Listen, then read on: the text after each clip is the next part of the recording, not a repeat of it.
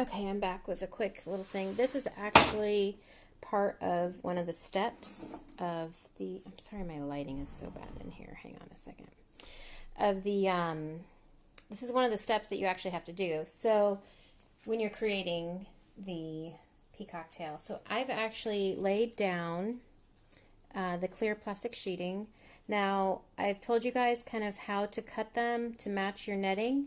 But since mine's already done, I'm going to go ahead. I've just laid it down so that the flat part matches up with the bottom of my layer. And I'm going to just trim out really quick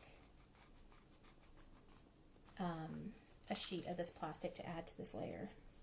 Over the years, my plastic sheeting has fallen out or has, I don't know, it's just gone missing between the layers. So since I've got it all taken apart today, I'm going to go ahead and add it back in. So here is my curved sheet of plastic with the flat end, and I'm going to go ahead and just tack it down.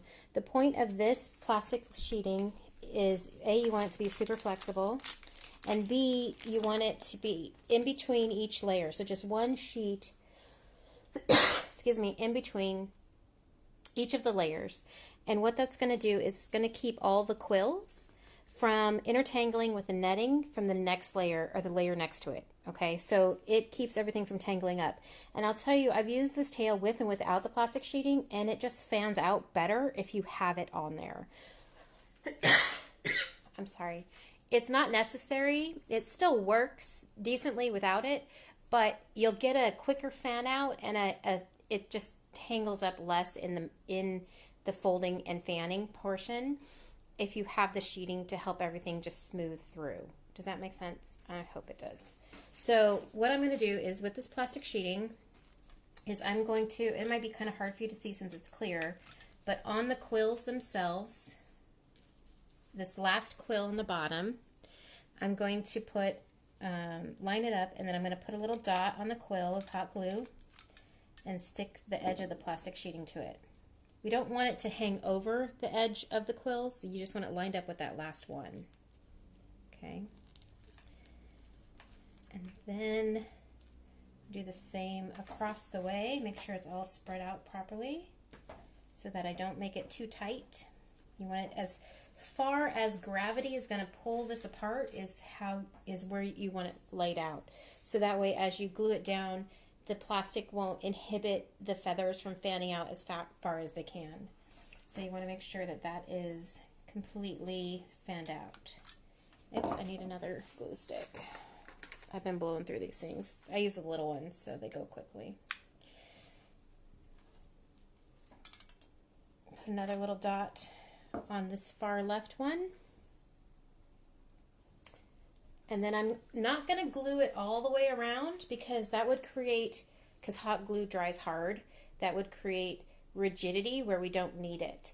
We need it to be super flexible and be able to close up. So all I'm going to do is probably right up here in the middle and on those two edges, I will tack it down together. Oops, and that was a little hot. Watch out. Always be careful when using hot glue. Yes, don't sue me if you burn yourself. All right, so that's all I'm going to tack it, honestly, because I still want this layer to fan out and fold up. Folding up is the key. So you don't want a very thick vinyl sheeting. You want it very thin and pliable and flexible, okay?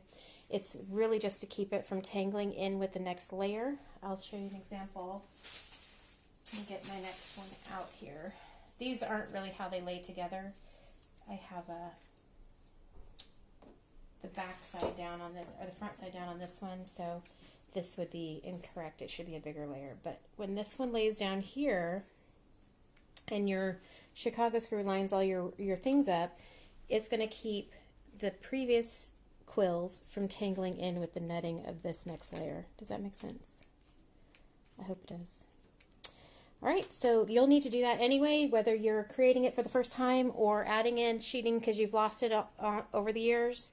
And I think it helps the mechanism fan out a little bit better. So I highly suggest adding it. Just make sure it's a very thin sheeting, and I like to purchase the plastic sheeting by the yard. So it comes with a backing, and each thickness of plastic is a different color usually of print on the backing, and it'll tell you how many millimeters thick it is or whatever. And you buy it by the yard. It's usually in a roll, not folded on a folded thing at the fabric store. And they come together like that. So that's how you'll usually find it. I didn't have a choice on how thick this one was. It's not bad. It's probably a little bit thicker than I would like it, but it's not like the super thick stuff I've seen in the States. This just happened to be the only thing that my store carried. Okay, so that's the plastic sheeting and how to tack it down and why you need it. Let me see if this is cooled off now. It is. So you can see that it still folds up fairly easily as gravity pulls it. And then let me fan it out really quick with gravity and lay it back down. And that's folded up and fanned out. Okay? All right. Thanks so much.